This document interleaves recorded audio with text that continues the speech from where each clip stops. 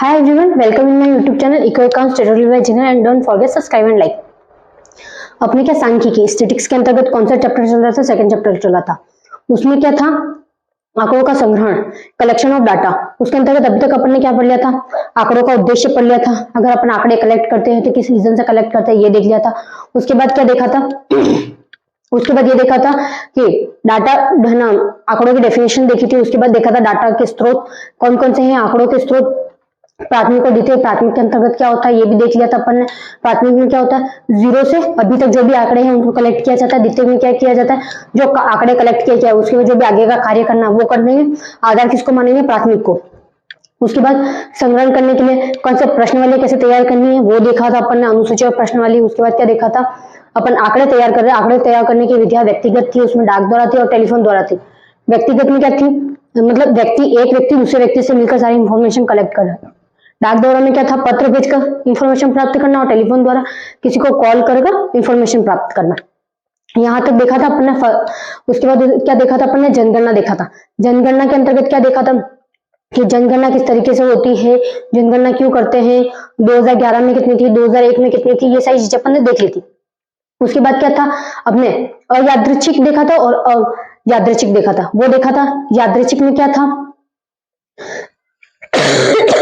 कि उसमें भेदभाव नहीं होता है और अयादृच्छिक में क्या होता है? भेदभाव होता है। मैंने कल ये एक चीज बताना भूल गई थी कि इसमें एएसओ में क्वेश्चन भी बनता है कि है ना अयादृच्छिक और यादृच्छिक में है ना, एक क्वेश्चन में आ जाएगा कि ना अयादृच्छिक की कौन सी इकाइयां नहीं है, तो इसमें एक कोई एग्जांपल आ जाएंगे उसके अंतर्गत क्या आ जाएगा।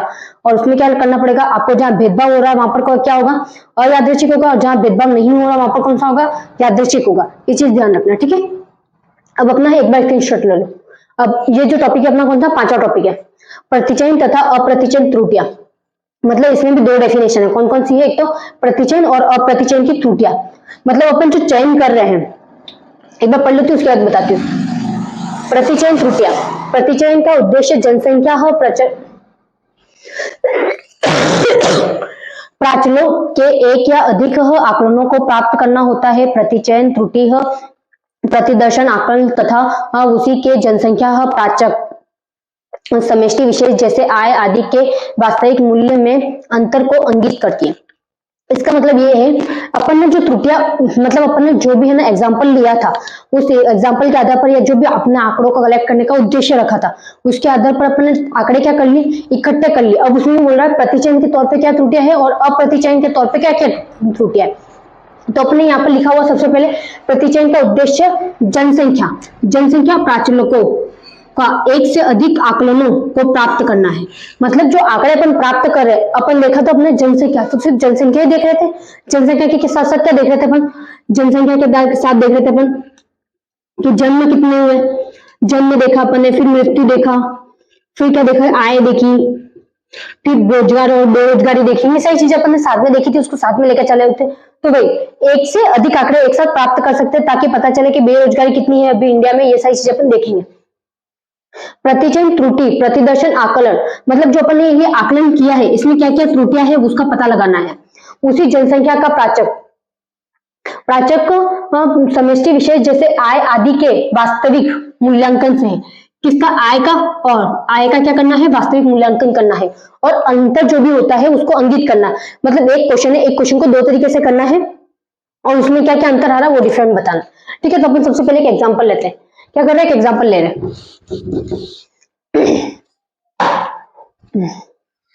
अपन राजस्थान का ले रहे थे तो राजस्थान में ले लेते। राजस्थान में 10 व्यक्तियों की आय निम्न प्रकार है। जिसमें सबसे पहले लिखा अपन 10 व्यक्ति लिखे हैं। कितने? 10 व्यक्ति लिखे हैं। तो 10 व्यक्तियों की आय ढूंढनी पड़ेगी अपन को। तो 10 व्यक्ति है तो पहले की 100 है, फिर दूसरे की 200, फिर 100 वापस से मान लो 300 मान लेते, 300, फिर 400, फिर 500, फिर 600, फिर 700, फिर 800, 800, फिर 900, 900, 1000, 9000 नहीं है, ठीक है। फिर ये 1000, 1000 कितने हैं? 1000। अब क्या करना है, ये कर लिया अपन ने। अब यहाँ पर व्यक्ति कितने हैं, पहले क्या करना पड़ेगा, अब इनका आंसर निकालने के लिए इस प्रकार है, ठीक है। तब आय का औसत ज्ञात करना है, क्या करना है, आय का औसत ज्ञात कीजिए, आय का औसत ज्ञात कीजिए, ये क्वेश्चन है। अब यहाँ पे सबसे पहले क्या करना है, औसत ज्ञात करने के लिए यहाँ पर जितने भी है, मतलब टोटल इनकम है, उसको क्या करना है, जोड़ना है। टोटल इनकम कौन कौन सी है, 100 है, 200 है, 300 है, 400 है, 500 है, 600 है, 700 है, 800, 900, 1000, ये सारी क्या है, इनकम है। इन सबको जोड़ना है। इन सबको जोड़ने के बाद व्यक्ति कितने हैं, 10 व्यक्ति है। इन सबको जोड़ेंगे, क्या करेंगे, इन सबको जोड़ेंगे। तो ऊपर की लाइन में क्या होगा, इनको औसत करने के लिए पहले इनको जोड़ा जाएगा। तो जिसमें है यहाँ पर सबसे पहले 100 plus 200 plus 300 plus 400 plus 500 plus 600 plus 700 plus 800 plus 900 plus 1000। ऐसा नहीं है कि यही संख्या हो, इसके सिवा संख्या भी चेंज हो सकती है, कहीं 50 का गैप हो, कहीं ज्यादा गैप हो, डिफरेंट कोई फिक्स नहीं है, ठीक है ना। अब यहाँ पर क्या करना है, अब बटा में क्या करना है, यहाँ कितने व्यक्ति है, कुल आय बटा एन करना, मतलब औसत जितना भी है, जितने व्यक्ति है उनको बटा करना है, ठीक है, डिवाइड करना है। कितने, 10 व्यक्ति है, तो 10 व्यक्ति को डिवाइड करना। तो सबसे पहले अपन इनको जोड़ते हैं, 100 और 200 कितने हो गए, 300 हो गए, 300 और 300 600, 600 और 400 1000, 1000 और 500 1500, 1500 और 600 2100, 2100 और 700 2800, 2800 और 800 3600, 3600 और 900 4700, 4700 और 1000 5700, 5700 है। 5700 के बाद क्या किया अपन ने, यहाँ पे कितने व्यक्ति थे, 10 व्यक्ति थे। कितने व्यक्ति थे, 10 व्यक्ति थे। अपन ने इसको काटा, अब कितना है, 570।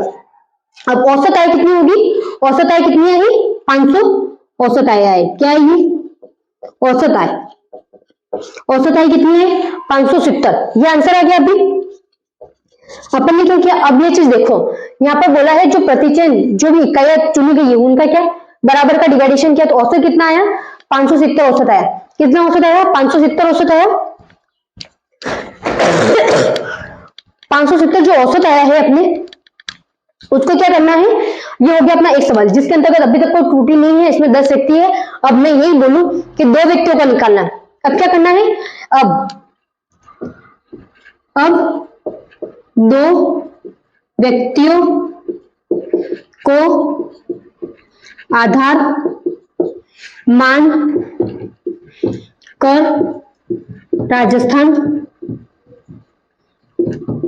की औसत आय ज्ञात करो। अब यहाँ पे क्या बोला, 2 व्यक्ति मानने, कितने मानने, 2 व्यक्ति, एक का है जिसमें 100 और एक का है 200, कितने हैं, 200 है, ठीक है। तो अपन क्या करेंगे, अब यहाँ पे 2 व्यक्ति मानेंगे, तो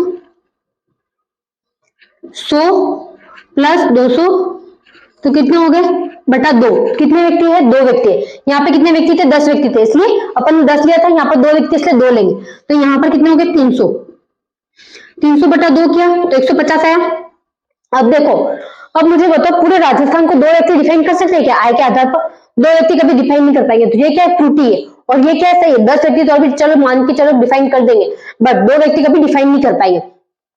क्यों, बहुत सारे व्यक्ति ऐसे भी तो होंगे औसत आय में कि जो जिनकी आय है ना 100 के बीच में होगी, 2 या 100 या 200 के बीच में होगी। अब सबकी आय ऐसा तो होगा नहीं यहाँ पे 100 या 200 के बीच में हो, किसी की ज्यादा हो सकती है, किसी की इससे भी कम हो सकती है, तो ऐसा कोई फिक्स नहीं। तो यहाँ पर क्या त्रुटि है, क्योंकि राजस्थान में 2 व्यक्ति हो नहीं सकते, पॉसिबल ही नहीं है। राजस्थान ही इतना बड़ा, तो 2 व्यक्ति कहाँ से पॉसिबल है, तो क्या यहाँ पर त्रुटियां होगी। तो सबसे पहले यहाँ पर यही कहा गया है कि ये जो प्रतिदर्शन है, प्रतिदर्शन का उद्देश्य क्या है, इसमें जो भी अपन अंतर निकाल रहे हैं, अंतर के आधार पर ये देखना है कि इसमें त्रुटि है या नहीं है। अब ये सही है, ये त्रुटि में, ठीक है। तो अपना ये है ना जो टॉपिक है अभी वो क्लियर हो गया।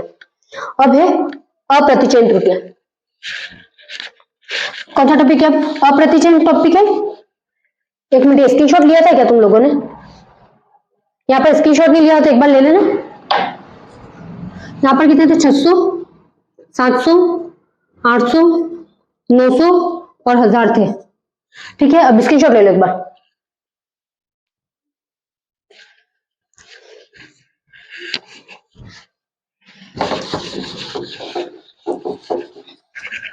कभी हो ना ऐसा कि चलो स्क्रीनशॉट नहीं लिया तो एक बार क्या करना, उसको पीछे कर देना वापस से, स्क्रीनशॉट ले लेना फिर, या तो फिर मैं ऐसे बताते हुए चल रही तो तुम लोग उतारते हुए भी चल सकते हो। बहुत जने ऐसे होंगे जो सामने वाला बोल रहा है, मैम बोल रहे हैं तो चलो ठीक है हम है ना आगे बढ़ा देते हैं, उसके मतलब फुल स्पीड में करके देख लेंगे, उतारेंगे भी नहीं। और उतारेंगे कैसे, रोक के उतार देंगे एक बार, फिर वो समझेंगे नहीं, वो बार बार भागने का काम करेंगे। तो ऐसा मत करो, क्योंकि बहुत सारी चीजें क्या होती है इससे छूट जाती है, क्या होती है छूट जाती है। अब कौन सा टॉपिक है अपना, अप्रतिचयन है। प्रतिचयन अपन कर चुके हैं, ठीक है ना। अप्रतिचयन त्रुटियां,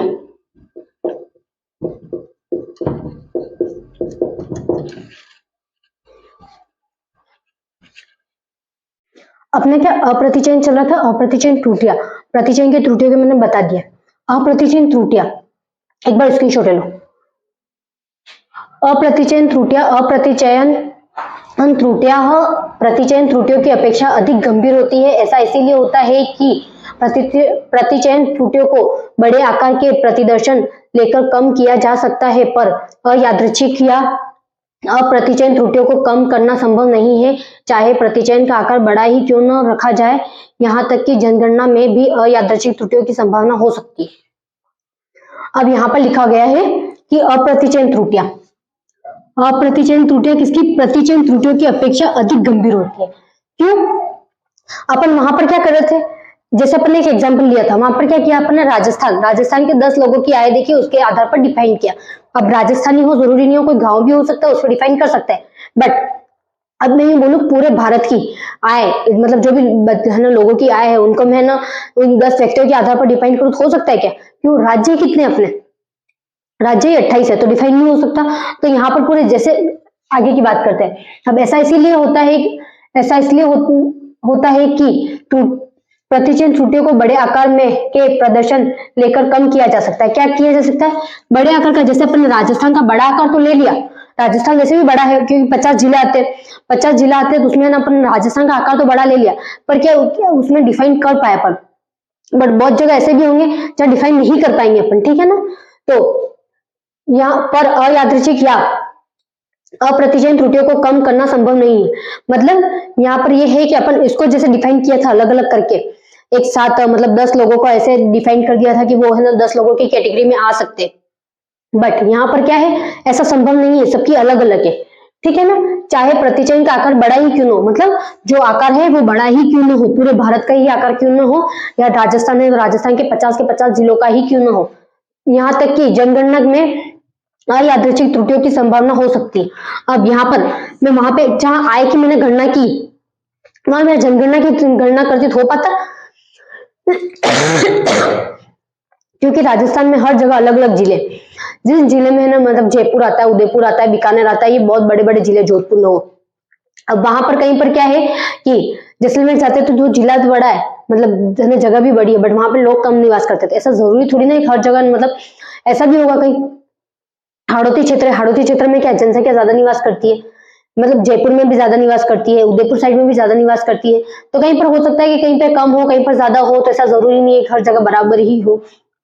तो यहाँ पर वही है। अब मैं ना एक राज्य को, मतलब इन 50 राज्यों को, 50 राज्यों में कुछ जो है ना जितनी है उनको डिफाइन करके चल सकती हूँ क्या, नहीं चल सकती। क्यों, अब 28 राज्य हैं, 28 राज्य में भी तो अलग अलग होंगे आपस, उनके भी तो जिले होंगे, उनकी भी तहसील होंगी, तो उनमें भी अलग अलग होंगी जनसंख्या। ऐसा तो है नहीं कि उनको डिफाइन कर पा रहे होंगे, डिफाइन नहीं कर पा रहे होंगे। तो यहाँ पर क्या अपन एक एग्जाम्पल लेते हैं, एक एग्जाम्पल लेते हैं। अपन बोलते हैं, मैंने बोला कि एक है ना आम लेते हैं, क्या लेते हैं, आम, आम की अलग अलग जगहों पर या बाजारों में कीमत बताइए। अब मुझे ये बताओ, ये एग्जांपल लिया हमने क्या क्लियर? आम है, आम की अलग अलग जगह है, मतलब यहाँ पर जैसे मैंने अभी जैसे राज्य बोले थे 28 राज्य, 28 राज्यों में अलग अलग जगह है। तो अब यहाँ पर ऐसा हो जाए जहां पर क्या होगा, आम ज्यादा लगते होंगे वहां पर सस्ते मिलते होंगे भाई। आम जहां नहीं लगते होंगे और जो जहां से आम मतलब लग रहा है ज्यादा, वो वहां पर ना सप्लाई करते होंगे, तो वहां पर क्या होंगे, आम ज्यादा महंगे होंगे। क्यों? क्योंकि उनको सप्लाई का भी तो भाड़ा देना पड़ता है कि नहीं देना पड़ता है। तो उसी तरीके से उसकी क्या है, कीमतें बढ़ती जाएगी। अब जैसे तुम देखो, अभी क्या है, ये है ना, अपन यहाँ पर जाते हैं जैसे नॉर्मली सब्जी मंडी जाते हैं, तो वहां पे क्या सब्जी अपन को सब्जी है ना सस्ती मिल जाती है। वही अपन है ना मार्केट मतलब मॉल होता है, मॉल में जाए सामान मतलब सब्जियां वो लेने के लिए, तो अपन को वो महंगी पड़ेगी कि नहीं पड़ेगी? क्यों? वो सब्जियां ऐसी में रखी जाती है, भले उसकी क्वालिटी ये नहीं देखी जाएगी कि तुरंत की सब्जियां है कि कल की है कि 2 दिन पहले की है, 3 दिन पहले की है। क्यों? ऐसी में ठंडी जगह रहने की वजह से वो खराब नहीं होती है, तो उनको ये नहीं देखा जाएगा। बहुत सारी जगह क्या होता है कि आम पकते नहीं है, तो क्या होता है, उनमें इंजेक्शन दवाइयां डाल दी जाती है, दवाइयों से वो क्या जल्दी पक जाते हैं, तो जल्दी बेचने चले जाते हैं, फिर वो क्या अपनी जो सेहत के लिए होते हैं वो अच्छे नहीं होते। तो कहीं पर ऐसा भी होगा कि आम जो है वो टाइम पर लग रहे हैं और टाइम पर बहुत अच्छे हैं, पता है कि आपको यहाँ से बहुत अच्छे आते हैं, यहाँ पर ऐसा कोई मिलावट नहीं आता, तो वो क्या वो अपनी कीमत बढ़ा देगा। उसको पता है अब मुझे अपनी कीमत बढ़ानी है, तो कीमत बढ़ाएगा। तो उस हिसाब से क्या डिफाइन नहीं कर पाएंगे पर कहाँ पर क्या कीमत है। मैंने बोला कि यहाँ पर जैसे अपने राजस्थान को लेके चलते हैं, राजस्थान में क्या उदयपुर, उदयपुर, बीकानेर, जयपुर और जोधपुर। जोधपुर नहीं लेते, जैसलमेर लेते।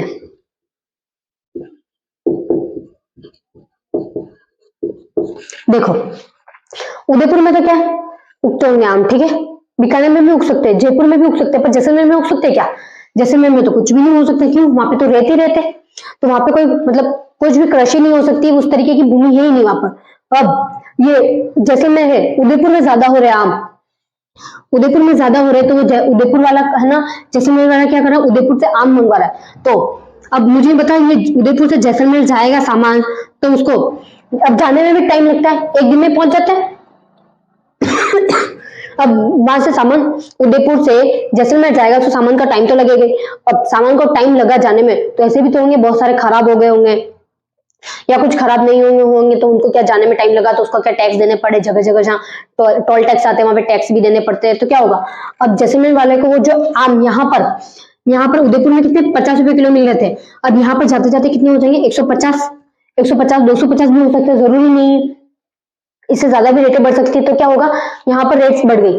अब इस तरीके से यहाँ पर भी हो सकता है, यहाँ पर कम आम रखते हो, फिर यहाँ ये भी कहीं और से मंगवाए या फिर यहाँ से बेचे, तो क्या होगा, यहाँ पर सस्ता होगा, यहाँ पर दूसरी जगह महंगा होगा।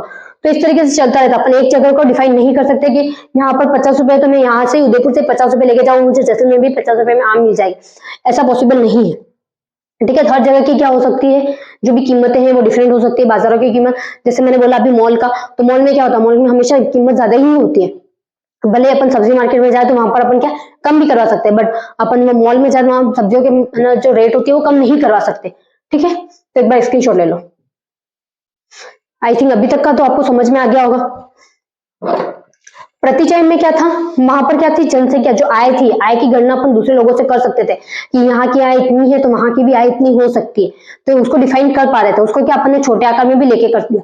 बट अब यहाँ पर क्या करना का, अगर किसी चीजों की कीमत देखी जाती है तो हर जगह की कीमत अलग अलग देखी जाएगी, क्योंकि जो चीज जहां पर होती है, जहां पर भी उगाई जाती है जो चीज, उसका क्या होता है, उसकी कीमत उस जगह कम होती है। बट वही सामान जब बाहर जाता है दूसरी जगह, तो उसकी क्या कीमत बढ़ जाती है। जैसे देखो अपने जो भारत का है, जो भी अपने पोल्ट्रीज वगैरह बनाते हैं, तो ये क्या भारत वाले क्या दूसरे देशों में सप्लाई करते हैं, दूसरे देशों में उसकी डिमांड ज्यादा है, तो उसका अमाउंट बढ़ जाता है या नहीं बढ़ जाता, हर जगह अलग अलग अमाउंट है। क्यों? इंडिया से जो सामान जा रहा है उसको वापस से उसमें भी तो चार्ज लग रहा है, तो कोई डिफाइन कर सकता है क्या कि यहाँ पर इतना, अगर वो उनको पता है जो है ना इसका बिजनेस कर रहे हैं कि यहाँ पर इतने सस्ते में यहाँ सामान मिल रहा है और यहाँ पर इतने महंगे में मिल रहा है, बट उनको तो वापस इंपोर्ट करना ही पड़ेगा ना सामान, इंपोर्ट एक्सपोर्ट करना पड़ेगा सामान, तो क्या होगा, उससे तो पैसे वापस लगने वाले ही हैं। तो अपन क्या कर रहे हैं, एक भी चीज को डिफाइन नहीं कर पा रहे कि अपन क्या, अगर मैंने बोला ये बच्चे हैं, बच्चों को यूं बोला कि तुम इतना ना, मतलब सारे क्लास में 50 बच्चे थे, 50 बच्चों को मैंने यूं बोला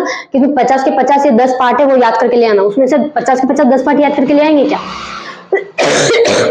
50 के 50 10 पार्ट याद करके नहीं लाएंगे, उसमें कोई एक पार्ट याद करके लाएगा, कोई 2 कर लेगा, कोई 3 कर लेगा, और कुछ ऐसे होंगे जो 50 के 50 भी याद करके ले आएंगे, जिसमें वो ना 50 में से मैंने बोला था 10 पार्ट याद करने के लिए, 50 में से 5 बच्चे ऐसे होंगे जो 10 के 10 पार्ट याद करके ले आएंगे, पर दूसरे क्या करेंगे, उससे कम याद करेंगे, उससे कम याद करेंगे।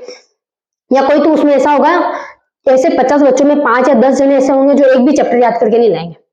मैं बोलूं कुछ भी करूं तो एक भी चैप्टर याद करके नहीं लाएंगे। ऐसा कौन सा होते हैं? बैक बेंचर होते हैं, जो क्लास में पीछे बैठते हैं।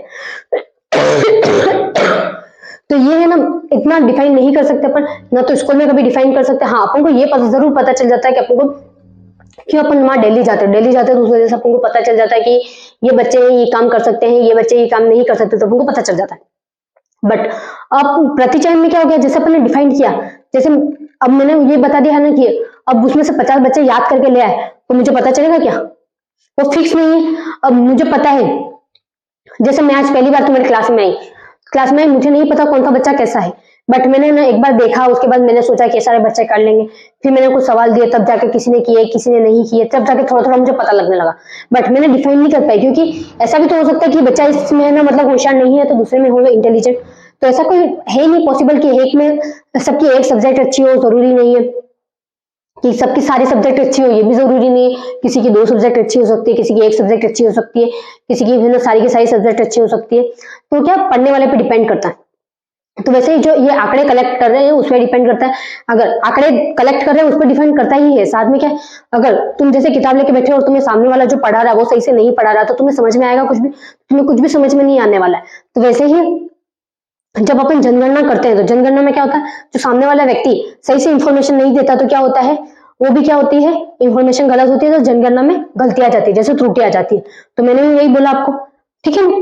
अब क्या है, अपने अगला टॉपिक पढ़ते हैं।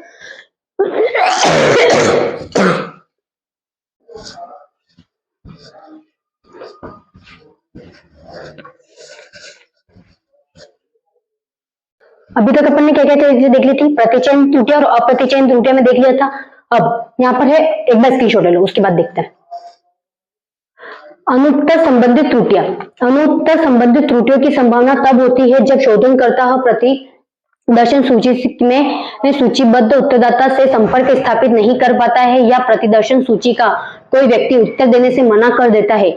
ऐसे मामलों में प्रतिदर्शन प्रेक्षण की प्रतिनिधित्व प्रतिदर्शन नहीं माना जा सकता। इसका मतलब ये है, इसको कहां पर प्रयोग में किया जाता है? सबसे पहले जब साक्षात्कारता जो ये प्रतिचयन के लिए जो भी सूचना कलेक्ट कर रहा था, या जनगणना के लिए जो भी सूचना कलेक्ट कर रहा था, वो व्यक्ति कलेक्ट कर रहा था सूचना संबंधित उत्तरदाता। अब जैसे अपन ने एग्जांपल ले लिया, राधा है, राधा की आय जाननी है, राधा के परिवार के बारे में जानना है, तो अपन राधा से कांटेक्ट करेंगे। बट राधा ने क्या बोला, मेरे को कांटेक्ट करना ही नहीं। उसने क्या बोला, यहाँ पर उत्तरदाता कौन है? राधा है। यहाँ पर राधा कौन है? उत्तरदाता। राधा उत्तरदाता है, उत्तरदाता से संपर्क स्थापित नहीं, मतलब उत्तरदाता कौन है? राधा से संपर्क स्थापित नहीं हो रहा। या फिर प्रतिदर्शन सूची का कोई व्यक्ति, मतलब जो राधा है, प्रतिदर्शन की मान लो जो भी व्यक्ति है वो कौन है? राधा है। राधा ने बोला मुझे उत्तर देना ही नहीं, यहाँ पर क्या बताया गया? उत्तर देने से मना कर देते हैं। तो ऐसे मामले में कौन सा होता है? अनुत्तर संबंधित त्रुटियां होती है। कौन सी होती है? अनुत्तर संबंधित त्रुटियां होती है। क्या? जब उसकी सूचना लेनी हो, बट वो व्यक्ति उसके पास जाता, तब वो व्यक्ति या तो मिलता नहीं है, या फिर मिल जाता तो क्या कहता है, मुझे सूचना कोई नहीं देनी मेरी। अपन जैसे अपन बोलते पर्सनल लाइफ की इंफॉर्मेशन अपन किसी को नहीं देते, ऐसी चीजें बोलते अपन, बट वो इंफॉर्मेशन को कहीं जरूरत होगी, बट अपन ने नहीं दी, तो क्या होगा वहां पर? क्या होगा? वो त्रुटियां होगी, उसमें ना जो आगे काम हो रहा है वो नहीं हो पाएगा। अब इंफॉर्मेशन देनी है, सही देनी है, गलत देनी है, वो किस पे डिपेंड करता है? अपन पे डिपेंड करता है, ना कि दूसरों पे डिपेंड करता है। ठीक है ना? तो यहाँ पर कौन सा आएगा? अनुत्तर संबंधित त्रुटियां। इसके अंदर क्या है? उत्तरदाता जब क्या बोल रहा है कि मुझे इंफॉर्मेशन देनी ही नहीं है, या फिर वो वहां पर उपलब्ध न हो। ठीक है। अब प्रतिचयन अभिनति प्रतिदर्शन अभिनति है पूर्वाग्रहण की संभावना तब होती है जब प्रतिचयन योजना ऐसी हो कि उसके अंतर्गत समष्टि में कुछ ऐसे सदस्यों के सम्मिलित होने की संभावना नहीं है जिन्हें प्रतिदर्शन में सम्मिलित किया जाना चाहिए। यहाँ पे क्या बोला गया है? प्रतिदर्शन अभिनति इसके अंतर्गत क्या है, प्रतिचयन योजना ऐसी हो उसके अंतर्गत क्या है, समष्टि। समष्टि के अंतर्गत क्या आते हैं, आंकड़े आते हैं। आंकड़े क्या, किसी भी व्यक्ति के रिलेटेड हो, आय के रिलेटेड हो, जनसंख्या के रिलेटेड हो, किसी भी जिस भी तरह की अपन इंफॉर्मेशन कलेक्ट कर रहे हैं उसकी तरह की हो। अब ऐसे सदस्यों के सम्मिलित होने की संभावना नहीं होनी, मतलब जैसे अपन ने क्या किया था, अपन ने एक एग्जाम्पल लिया था, पता है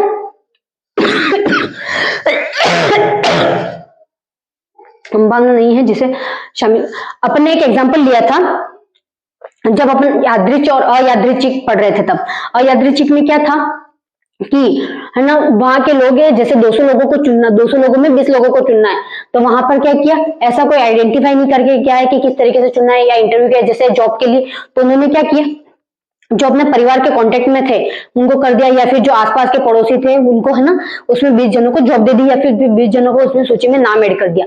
बट उनको नहीं होना था, उनमें वो योग्यता नहीं थी। जो योग्यता किसमें थी, जो 180 बच गए थे उसमें से जो 20 लोग थे उसमें से योग्य व्यक्ति थे। अब वो 20 के 20 योग्य व्यक्ति तो हो नहीं सकते, अगर योग्य व्यक्ति होते तो वो क्या कॉन्टेक्ट यूज करते, वो कॉन्टेक्ट यूज नहीं करते, बट वो क्या है, अयोग्य व्यक्ति है, इसलिए क्या कर रहे हैं, वो कॉन्टेक्ट यूज कर रहे हैं। तो उन्होंने क्या, शामिल नहीं होना था, बट क्या हो गया, शामिल हो गए। वो किसमें आएगा, प्रतिदर्शन अभिनति, कहाँ आएगा, प्रतिदर्शन अभिनति में आएगा। अब लास्ट टॉपिक जो बचा है अपना है भारत की जनगणना तथा राष्ट्रीय प्रतिदर्शन सर्वेक्षण, एनएसएस। इसके अंतर्गत है, राष्ट्रीय एवं राज्य दोनों ही स्तरों पर ऐसी संस्थाएं होती है जो सांख्यिकी आंकड़ों को संग्रहित, संसाधित तथा सारणीकृत करती है। इसमें से राष्ट्रीय स्तर की कुछ प्रमुख संस्थाएं हैं, इनमें से राष्ट्रीय स्तर की कुछ प्रमुख संस्थाएं हैं, सेंस ऑफ इंडिया, राष्ट्रीय प्रतिदर्शन सर्वेक्षण एनएसएस, केंद्रीय सांख्यिकी कार्यालय सीएसओ, भारत का महापंजीकारक आरजीआई, सतर्कता तथा सांख्यिकी महानिदेशालय है डीजीसीआईएस, तथा श्रम ब्यूरो।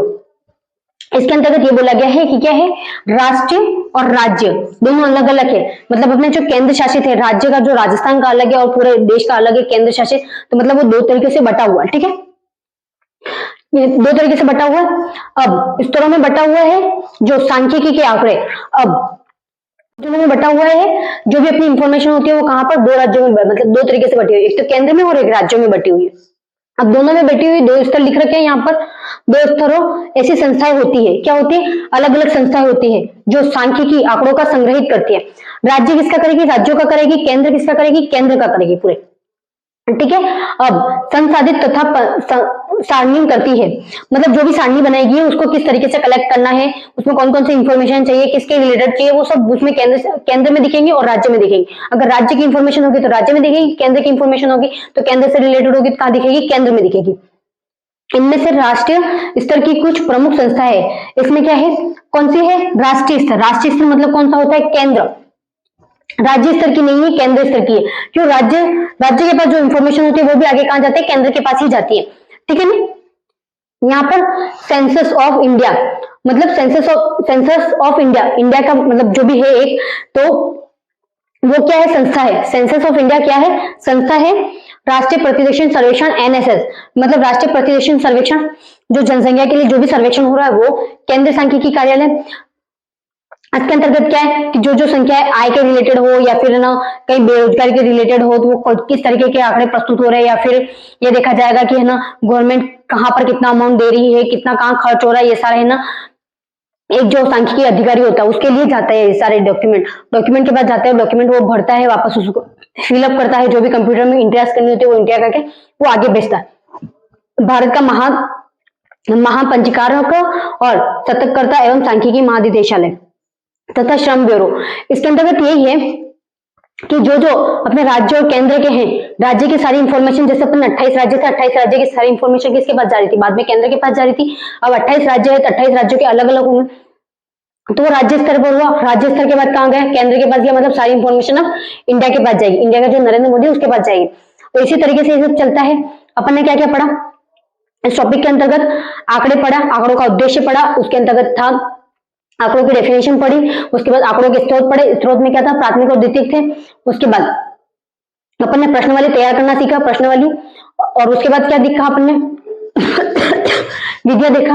विधियां कितनी थी, 3 थी, व्यक्तिगत डाक द्वारा और टेलीफोन द्वारा, 3 की। फिर अपन ने देखा यादृच्छिक और अयादृच्छिक देखा, फिर प्रतिचयन त्रुटियां देखा और अप्रतिचयन त्रुटियां देखा, उसमें अनुदत्त संबंधित देखा और अभिनति देखा। उसके बाद राष्ट्रीय जनगणना भी देखा था अपन ने, इससे पहले क्या देखा था, जनगणना देखा था, और उसके बाद भारत की जनगणना तथा राष्ट्रीय प्रतिदेशन सर्वेक्षण देखा। तो अब ये पूरा टॉपिक अपना खत्म होता है। अगर ऐसा कुछ हो कि इसमें कुछ समझ में नहीं आया हो तो आप मेरे को मैसेज कर सकते हो, मैं वापस से एक जो भी टॉपिक होगा जो समझ में नहीं आएगा उसके टॉपिक की अलग जितनी भी मिनट की क्लास बनेगी उतनी दे दूंगी, ठीक है ना, करवा दूंगी वो टॉपिक वापस से क्लियर। बट तुम्हें रट्टा नहीं मानना, जो एग्जाम्पल लिखे है ना मैंने बताया उस एग्जाम्पल को ही तुम पढ़ोगे या फिर देखोगे ना तो वो सारी चीजें वापस याद आ जाएगी। जैसे यादृच्छिक में क्या था, अयादृच्छिक में क्या था, प्रतिचयन में क्या था, अप्रतिचयन में क्या था, ये सारी चीजें। और ये प्रतिचयन, अप्रतिचयन, यादृच्छिक, अयादृच्छिक, ये सारे है ना अनुदत्त वाले कहाँ पर आ सकते हैं, ये सारे क्वेश्चन कहाँ पर बन सकते हैं, एएसओ में बन सकते हैं कि यहाँ पर क्या डिफरेंट आ गया, यहाँ पर क्या डिफरेंट आ गया।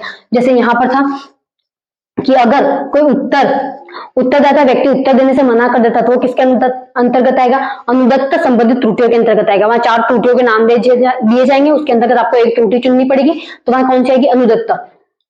अब यहाँ पर यही बोला है प्रतिचयन ऐसी योजना है जिसके अंतर्गत मतलब ऐसे जो चुनना नहीं था उनको बट चुन लिया, वो किसके अंतर्गत आएगी, प्रतिदर्शन अभिनत के अंतर्गत आएगी। उसके बाद अपन को प्रतिनिधित्व करना था आय का, तो वो किसमें था, प्रतिचयन वाले में था।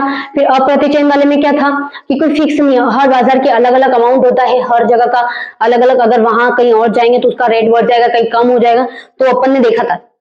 तो उन चारों में डिफरेंट भी आ सकता है, चारों की डेफिनेशन आ सकती है, तो ये चीजें देख लेना एक बार, ठीक है। इन चारों में मतलब अंतर या इससे रिलेटेड चारों के चारों एग्जांपल मतलब अब बस अदम में ऑप्शन दिए होंगे या फिर इससे रिलेटेड पूछेंगे ये कौन सा है जिसमें ना अमाउंट का डिफरेंस होता है। उसके बाद ये भी आ सकता है कि मतलब जो 4-5 है ना आय है उसमें कौन से संबंधित व्यक्तियों को चुना जाएगा, किसके अंतर्गत आएंगे, सब सम्मान में बांटा जाएगा, किसे औसत किसमें निकाला जाता है वो आ जाएगा, या फिर अगर उत्तरदाता उत्तर नहीं देना चाहता है तो वो किसके अंतर्गत आएगा। तो इस तरीके के क्वेश्चन बन जाएंगे, ठीक है। तो एक बार स्क्रीनशॉट नहीं लिया क्लियर ले लो, and don't forget subscribe and like. कल मिलते हैं।